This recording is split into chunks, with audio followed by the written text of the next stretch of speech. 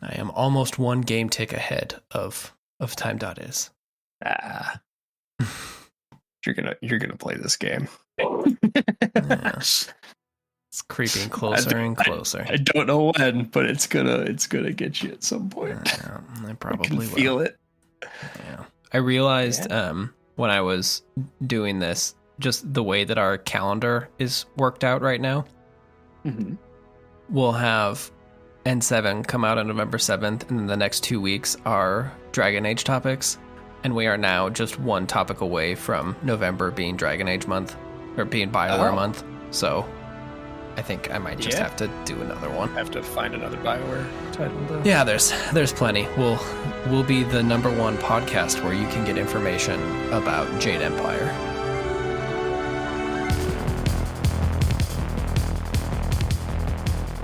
Hello, and welcome to Codex, a casual lore podcast. My name is Phil. I'm Logan. And today's episode is the second of our minis that we've been doing. Today is also a very special episode because it's the first time, I think, that we have been able to put out an episode on a gamer holiday. Today we are talking about the N7 program on November 7th. Huzzah. We have been planning things on purpose for like 2 whole weeks in a row now. 2 whole weeks. Maybe this will co-launch with another sneak peek of another piece of N7 armor for the Mass Effect game that comes out in 10 years. Who knows? We can only hope. Or maybe some weird faces that don't quite work the way you expect them to. Phase out of existence, or, eyebrows get too big. But before we get into that, do you have a speedy bright spot for us? You have to go first. I forgot we were doing this again. Yep. All right. My quick one. I finally finished Starfield Shattered Space. Which isn't my bright spot, unfortunately. My bright spot is that I wrote a script about Starfield and I finally wrapped it up, and I'll be recording it tomorrow. So my bright spot is I made a video about Starfield that was spurred by the fact that I finished Shattered Space, which isn't a bright spot. It's fine. It's fine. We probably won't be doing an episode about a snake cult anytime soon because there's not much there. We could pick a different snake cult. There's more than one. That's true. This is the snake cult episode. That Assassin's Creed game had a snake cult in it, didn't it? Yes. Yeah, I think so. Yeah. Like Origin or something? The ancient Greek one. Whichever one that was. Yep. Yeah. Yeah, that had a snake cult, I think. Yeah. Well, we'll do an episode on Pythagoras. Don't you worry. What do you got? What's your bright spot? Let's go. I'm just gonna keep interjecting RuneScape into things because that's what I do. I can almost do double nature runes while rune crafting. Which requires level 91 rune crafting, which is, been multiple years in the making at this point. But then I can get a cool pair of gloves that when I clap them, it teleports me right to a Slayer Master. And that's pretty neat. Okay. You have gone from 85 nature to 91 pretty quickly, if I remember correctly. It's been less than a month? Yeah, I'm closing in on 88 right now. So a +3 boost isn't too hard to come by. I might wait until I hit 89 because a +2 boost in rune crafting is pretty easy to do. We'll do an episode about level boosting some days, but not today. Fun. Yes, today is about the N7 program. Tell me about the spaceman. So part of the reason that we even really discussed making mini episodes was spurred on by the N7 program. There's not a lot to go on here. It's for how much N7 and the red stripe has been merchandised by BioWare. There's really not that much about the program itself. So this will end up probably being a pretty quick one. But the first part, the N7 actually means something. So the N designates special forces within the Alliance military, I think the closest I could find is I think like current real life Navy ranks are E, like ensign E's. And I think they're just kind of taking stuff from that. And then the 7 refers to the highest level of proficiency. So N7 is the most badass of the badass special forces in the Systems Alliance. Solid. And that is separate from the other faction special forces. Yeah. This is humans only. Okay. I know a tiny bit about Mass Effect just from existing near you for years. Oh, have you never played Mass Effect? I played some amount of 2. I picked up 2 when I got my 360 on a Black Friday from a Kmart, I'm pretty sure. Okay. But I also got Black Ops then. So the paths diverged. Yeah. And I think I put an afternoon into Mass Effect 1 at some point. That is it. Wow. I could make you a Mass Effect word cloud, but I couldn't tell you much about those words. I know there are Spectres. Yeah. And they're special forces who I think are next to or above N7 in some manner. But wow. we're already reaching the limits of my firsthand knowledge. Amazing. Okay. Yeah. So I guess quick diversion. Spectres are the super cops of the Citadel races. So they are the super cops that are above all the laws. And they are of all of the different Citadel races, which are the Turians, which are kind of the avian insect looking dudes. Garrus Vicarian, who you probably have just run into by being on the internet, is a Turian. The Asari, which are the blue sexy aliens, they are a Citadel race. Humans have most recently become a Citadel race, but there's all of the like secondary ones also. Commander Shepard becomes a Spectre in the first game, but he is originally an N7 designated military person. Okay. Quick aside to your aside, maybe explain what a Citadel is. Oh, God. Okay. That one I know, but I imagine someone listening will not. So the Citadel is, without getting too deep into all of Mass Effect, but the big thing is that the Citadel is a massive space station that houses, like, there's an entire like group of people that live there. Like, it's this massive space station. It is the center of galactic government for the Citadel races, and the titular Mass Effect is a Mass Effect relays that are set throughout the Milky Way galaxy, and ultimately, I think it's generally that all paths lead home to the Citadel. So the idea is that it's a network that sends you to the Citadel, where you can have unified government that will allow you to expand throughout the galaxy and kind of like have a centralized place for everyone together. It's like space Washington D.C., but for like literally everyone. Like, there's embassies there, there's shopping, there's all of that good stuff. Space UN plus a bus depot. Yeah. It's also a really cool. It looks like a starfish with instead of having like a filled-in spot in the center, it's a central ring. And when the Citadel enters battle mode, it can close all of its 5 legs, and I guess like closes it up. You see it happen, but you don't really talk about the logistics. It's also huge. Like, it's the biggest thing in the Mass Effect universe, I think. So yeah, that's neither here nor there when it comes to the N7 program, I guess.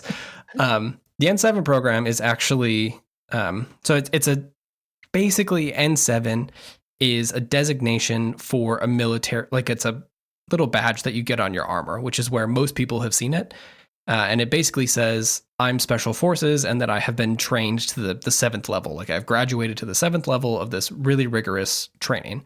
So if you were like, I feel like most male Americans who watched the History Channel in the mid 2000s, you most likely saw all of the dumb like Navy SEALs training shows. Oh yeah. I feel like for a while there was like a reality show about it or something, about like Hell Week. It was up there with Shark Week. Yeah. Yeah. Yeah. Ringing the bell on the way out of Yeah. SEAL training, I think. So this is that. Yeah. Okay. But obviously worse. It takes place at the Interplanetary Combatives Academy, which is colloquially known as N School or the Villa, which I think is always fun when these places have good names. Solid. And it's an ever increasingly difficult level of classes that you take at the Villa Militar in Rio. So they fly in all of these trainees, and typically you're already at the top of your class when you go to your N1 course. Like, these are already people who are well decorated, and this is the time for them to go there and get their bragging rights. Yeah, so this is like the people who enter astronaut training kind of thing. Kind of, yeah. Just like you are already at the top of a field, and now you will continue into this even more selective group. Yeah. And you'll end up going through even more, like, it continues to get harder and harder as you go, and you can kind of bomb out whenever you want. So N1 through 6 are the classes, and then once you finish 6, you are designated N7. N7 are the only people who get a little badge on their armor that says, I did N7. Everyone else is just, you participated in N school. And kind of the cool thing is that there's like no shame in failing an N course. It is so intense and rigorous that even qualifying is like a position of respect. So, it's fine if you don't make it, just, being nominated is half the thing. Do we know what the student to teacher ratio is at N7 school? It's probably not class great. Size or, yeah. Yeah, I'm not sure. There's, because of how Mass Effect ends up going, which you don't know anything about, the numbers on N7 stuff kind of gets weird. So the first graduate of the N school is David Anderson, which is that guy. Yeah, the guy with the voice. Yeah, the guy with the voice. Is that Keith David? Yeah, I think it is. Yeah. So he is, based on what your sources are, it seems like he is either one of the first graduates or he is the first graduate, which is why he is promoted to being a Spectre candidate. That goes bad, and then now Commander Shepard is the next one on the list. There are 6 known N7 members. One of them is Captain Anderson. Commander Shepard, James Vega was offered entry into the program, but never actually finished because of the Reaper War. He's a companion in the 3rd game, I think. Slight crossover for an episode that hasn't come out yet. He is voiced by Freddie Prinze Jr. of, I guess, live action Scooby-Doo fame. Mm-hmm. They get names for a lot of the voices in these games, I've noticed. Yeah, there's some good ones in there. An additional N7 member and Pathfinder of the Andromeda Initiative is the Alec Ryder, the main Pathfinder guy. He is the player character's dad, who unfortunately does not make it. So yeah, those are some of the main ones.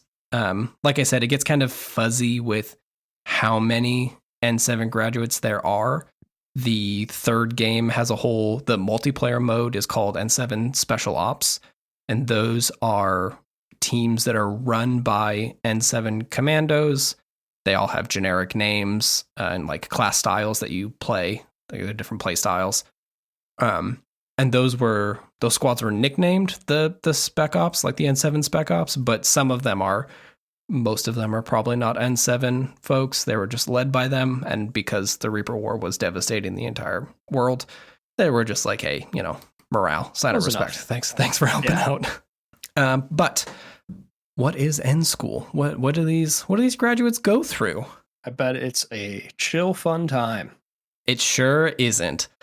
Oh. The first one is mostly chill, fun times. And it's primarily going through like land, like actual Terra-based, land-based army things. And it is, like I said, the Navy SEAL training stuff where, like, you're training for 20 hours a day. You're leading units in combat with, little sleep or no food. And it's just kind of like hoorah army stuff in the N1 category. And then N2 through 6, like the remainder of the program, becomes a bit more intense. So, like, you're going off planet and you're doing 0G combat. You are doing military freefall stuff. You're doing jetpack fighting. You're doing combat diving, close quarters combat stuff, frontline trauma care for human and alien biology, which I think is interesting since this is a human first kind of initiative. And then just general, military assault procedures. Like you're doing SWAT school, you're doing your typical special forces stuff. You get to have jetpack battles in the games. I don't think that you get to fly a jetpack from what I remember, but I think that there is later in, I think in Mass Effect 3, there's like a charge ability where you jet boost to the enemy, if I remember right. That might be a biotic thing, but it might also be jet boots. We can work with that.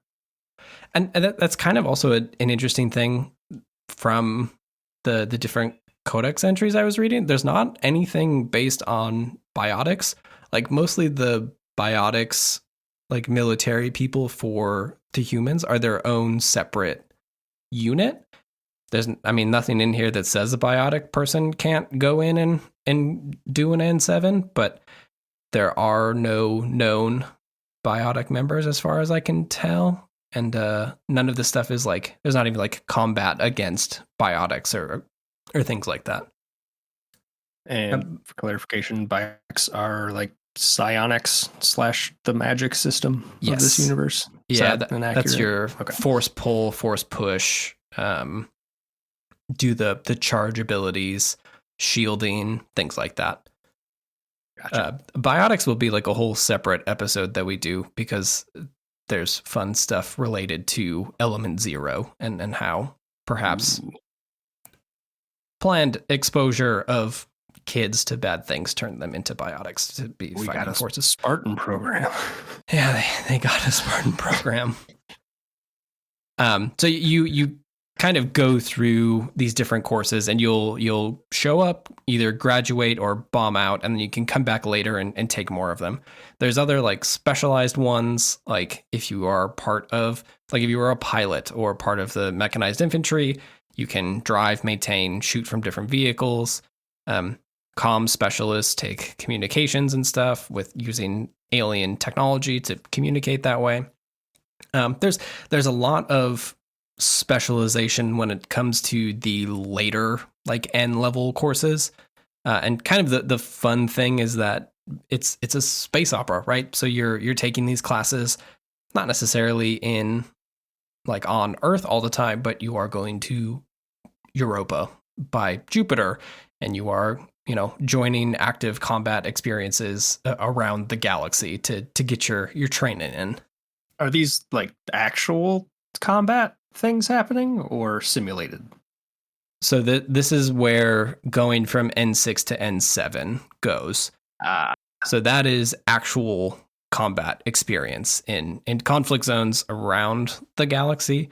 There's not really a lot of details on what those are. I guess a piece of lore that you don't know is that when humanity joined the rest of the galactic world, they had a thing called the First Contact War, which will probably end up being a bit of an episode at some point, which is when they run into the Turians, who are very, I would say, Roman-inspired militaristic culture. Like their people are called Primarchs, like the leaders are the Primarchs. Good 40K tie-in. And there is a brief war there. So there is like combat with them, but then they end that, they join the Citadel races, and then there are like non-Citadel races, the Batarians, and another one that starts with a V, but that's not, I'm thinking Volnai, which is not a thing. I have too many fantasy worlds in my head right now. Vorgon. Nope, that was Babylon 5. Vorkath is a type of dog somewhere, I think. No, that's the blue bunny dragon from RuneScape, my friend. No! I've rotted your mind successfully. Oh, yeah. Shoot. Oh, that feels good. Well, wrap it up. Anyway. Tell them what they want, Bob. Yeah. Yeah. So there's like other conflicts that are happening. So there's like Batarian slavers and stuff that I guess N7 folks may be dealing with. So this is a fun bit of wiki nonsense. There is not a paragraph break between these, so I'm just going to say these, and we can decide if this means that they are the same thing or they're not. But it says, the highest grade of training, N6, provides actual combat experience in conflict zones throughout the galaxy. From day one, invitees are given basic gear, then separated and stranded on an asteroid with no nav data. The test ends with the last person runs out of oxygen. The first few are out of the program. If the trainee survives these scenarios in admirable and effective fashion, they finally receive the coveted N7 designation. So, does that mean they're like, hey, you're tough as nails. How about not only do we put you in a combat zone, we're going to put you on an asteroid with nothing, and you also have to deal with that too? Or are those maybe supposed to have a paragraph break in there? Yeah, that seems bad, right? Seems like not your best use of N6 people also. Yeah. Are there just like not... Did they let them suffocate? So it says the first few are out of the program, and it's unclear if that means because they're dead or just because we came and picked them up. Huh. Do you lose your N6 designation then? No. Or are you out of the N7 program specifically? You basically stop at an N6, I think. Because you are, if you are able to join the program, I think that means that you are just like capable of taking N1, and then you achieve, the numbering there doesn't really make a lot of sense, does it? Because you become, go a few ways. you end the program, you finish N6, and that means that you have become an N7. Okay. But if you don't make it off the asteroid, presumably you landed on the asteroid and were stranded as an N6.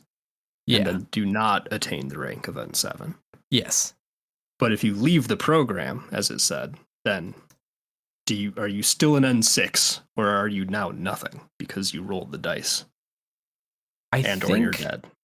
I think that you just get to keep the status, but there's nothing. So the only thing in here is that N7 is the only designation from combat school that you can wear on a uniform.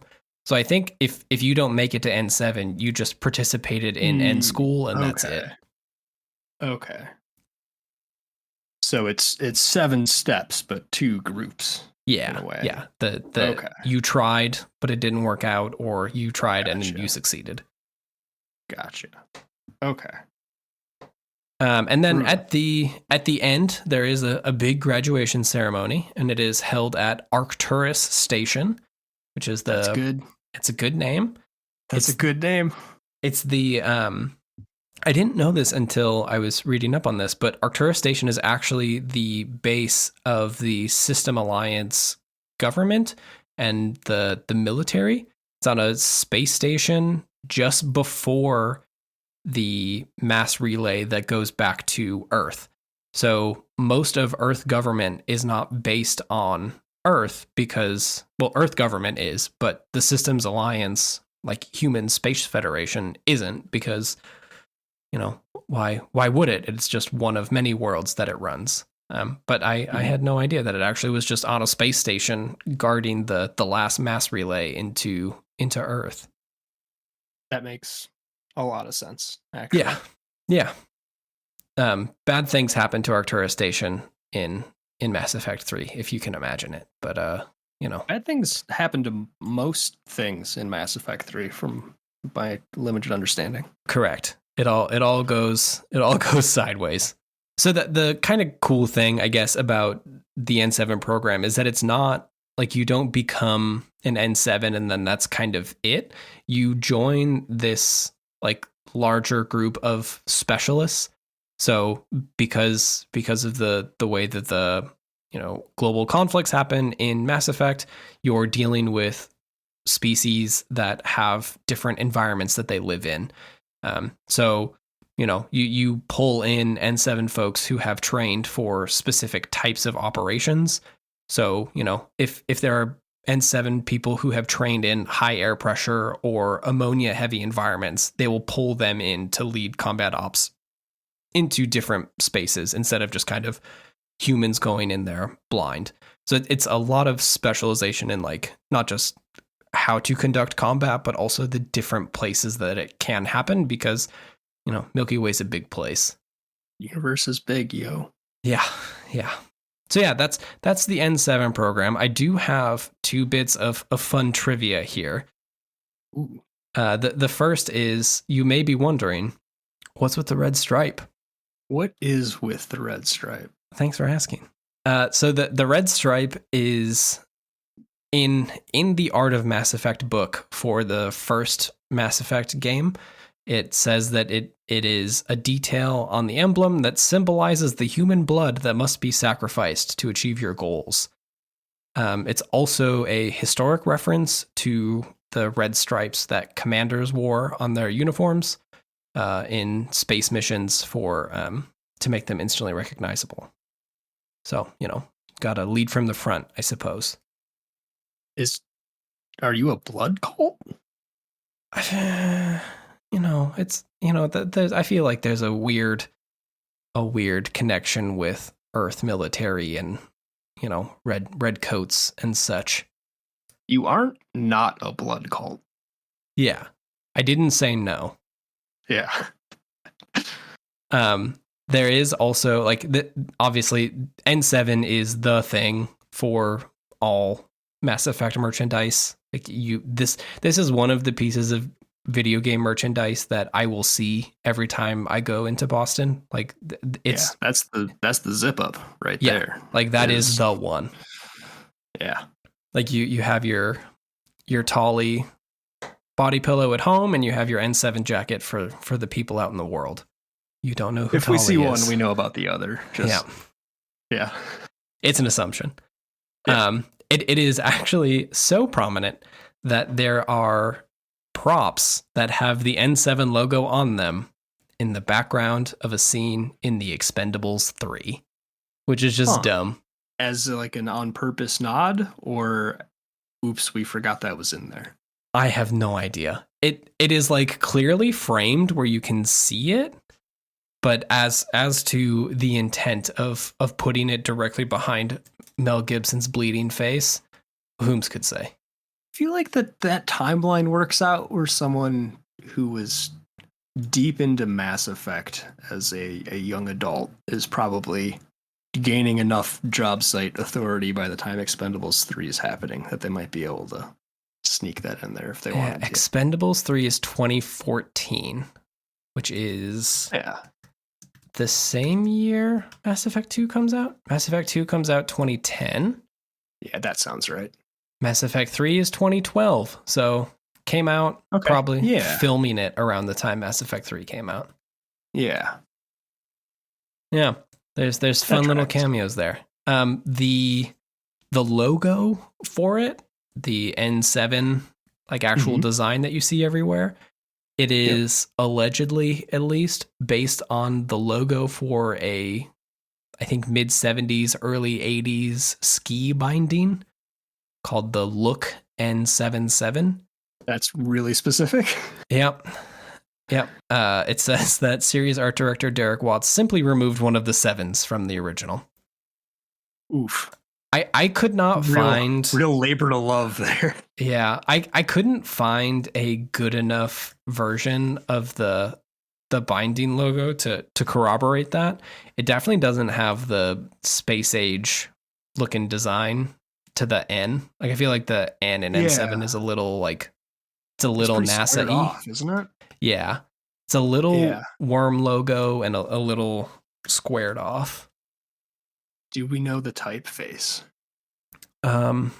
No, I don't know the typeface. I do have the typeface on my computer here, but I don't actually know. Actually, it's from. It might not be a full character set either. It might just be the letter N. We're gonna find out real quick. I feel like both of us are just a hair breadths away from being real font weirdos. Just a font pervert. I was a font weirdo for a while, and I have now recovered. Yeah. Yeah, I have this. The original show art for the show actually was based on the Mass Effect menu and had Codex in the Mass Effect font. So, there's that. The last two cameos for the N7 program, and then we can get out of here. During the fantastic days of cross game promotion, you may remember this from Dragon Age when you could be Sir Isaac and have the Dead Space armor in Dragon Age 2, I think. Did the Mass Effect armor make it into one of the Dragon Age games too? I don't know if it made it into the Dragon Age games, but it made it into Dead Space. So you could play as Isaac with the Dead Space N7 armor. And it had the blood stripe on the arm there and the N7 on the chest. That is an acceptable tie-in. Yeah. I'm usually not a fan of the way they sometimes cram those things in, but that seems like a totally neat way to take care of that. Yeah, and the best part is that it was if you had a Mass Effect 3 save. So it wasn't even nonsense where you had to pre-order it from a GameStop in order to get it for this game, but if you pre-ordered it from Walmart, you got a different one, which is nice. The last one, the last cameo, there is also an N7 themed Javelin skin from Anthem. Because of course there was. Sense. Yeah. I feel like Anthem and Mass Effect both ended up in a similar place by then also. Yeah. Maybe one of them will come back. Not quite where we want you to be, but you're maybe trying. Yeah. Yeah. We'll talk about this later, but the actual best use of N7 in all of Mass Effect and attached properties is my favorite companion and character of the Mass Effect game series, my best friend Legion, who has N7 armor, a piece of it, and is really not forthcoming on why he has it. And I guess for those who don't know who Legion is, he is spoiler alert, he is a Geth. And you get to be pals with him towards the end of Mass Effect 2. Is the implication there that he killed a Jedi and took his lightsaber?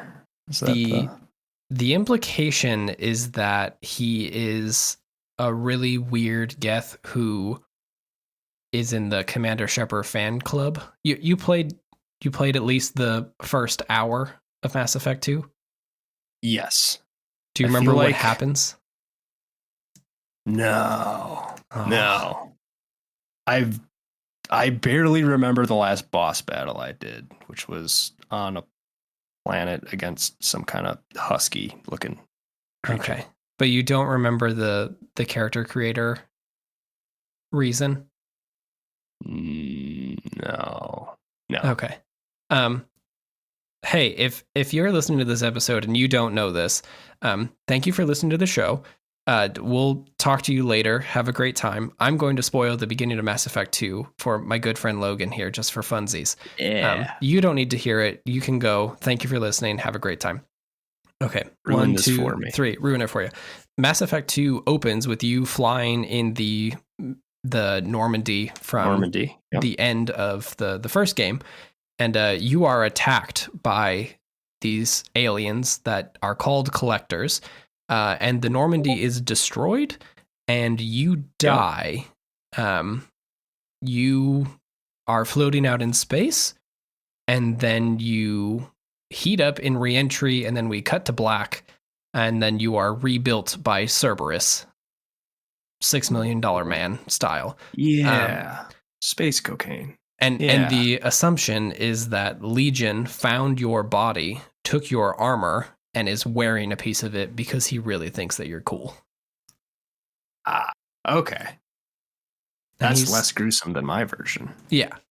He's a real good buddy, though. He's good stuff. But yeah. Okay. That's the N7 program. Also, this Blood Dragon armor for Mass Effect is very good. I had this armor. That's what I was thinking of. I knew there was, There is actually Blood Dragon armor in the new Dragon Age that is coming out very soon, but it does not look as good as this, so I did not pre-order. Yeah, that's fair. That's a tough one to beat. But yeah, that is the N7 program. It's mostly really good space military school, and then you get a cool logo on your shoulder there, and maybe you get to be a Spectre. Who knows? I've done dumber things for a cool logo in a thing. So that certainly true. But yeah, that is broadly at all RuneScape. I guess you do it for capes, which is not much better. No, it's all about the capes. This is a good peek into the world of Mass Effect, which I assume we will return to frequently, given what I remember of sitting next to you at your father's computer looking up concept art before this game launched the first time. Yeah, when Mass Effect came out, I was subscribed to official Xbox magazine, but that was before the 360 came out. So I bought a 360 because of Mass Effect. I remember you were in deep. Oh yeah. I remember there are like weird things about that original article where the more you played the game, the team wanted your armor to get dirtier, and you could go somewhere on the ship and you could wash it off, which is all just, that's good. It's good. It's pre-telling the Witcher 3 Geralt beard, but they still never did that. Maybe someday. The armor dirtying really feels like a thing that they could point at and say, "Look, this is the next generation of gaming. This is why you need to buy a 360, is because look at this cool thing we can do." Yeah, and then nothing happened. Now it seems quite quaint, but for I guess the PlayStation 6, who knows? Yeah, get your armor dirty eventually. Finally. We will do a lot of Mass Effect. We will do a lot more of it sooner than I had expected. Now knowing that you have not played any of them, really, I had just assumed that you had. No, I'm going to say like less than a dozen hours probably total. That's incredible. I've considered going back to 1 a whole bunch, just from Giant Bomb describing it as the best Star Trek game ever made. But not knowing the overlap, I would agree with that.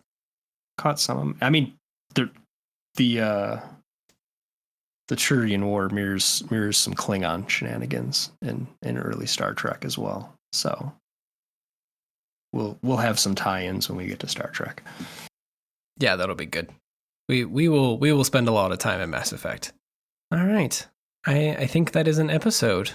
Thank you so much for listening to this somewhat mini-sized mini on the N7 program and greater Mass Effect stuff. If you like the show, tell a friend, rate a review, all of that fun stuff. Head to gordonheberger.com where you can read reviews, find links to Twitch, YouTube. Hopefully, by the time this comes out, we will be somewhere close to that Starfield video being out, so stay tuned for that. You can listen to our music, the composer, if you will, of it. His SoundCloud, Nick Cahill. He has a bunch of good stuff up there. And I have been Phil. I've been Logan. And thanks for listening. We will be back next week with another Codex entry. I think on something Dragon Age related. So buckle up for that. Welcome to BioWare Month. The BioWare verse here. Yeah. All right. See ya. Thanks. Bye.